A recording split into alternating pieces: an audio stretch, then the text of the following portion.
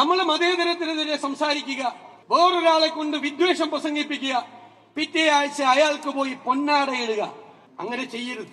നമ്മൾ കാറി കയറ്റിയാലൊന്നും കുഴപ്പമില്ല, പക്ഷെ കാറി കയറ്റുന്നവരെ നമ്മൾ സൂക്ഷിച്ചു വേണം. അവര് വിദ്വേഷം പ്രസംഗിക്കുന്നവരിലാകരുത് എന്ന് നമുക്ക് ഉറപ്പുവരുത്തണം.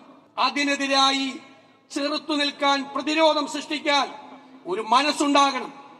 അതിന് കാപട്യമല്ല വേണ്ടത്.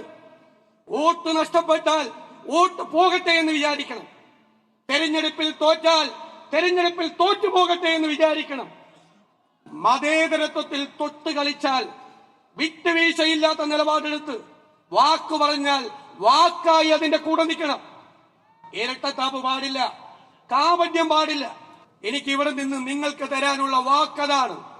തെരഞ്ഞെടുപ്പിൽ തോറ്റാലും നിരവധി തെരഞ്ഞെടുപ്പുകളിൽ തോറ്റാലും മതേതരത്വം ബലി കഴിച്ചുകൊണ്ടുള്ള ഒരു കോംപ്രമൈസിനും തയ്യാറാവില്ല.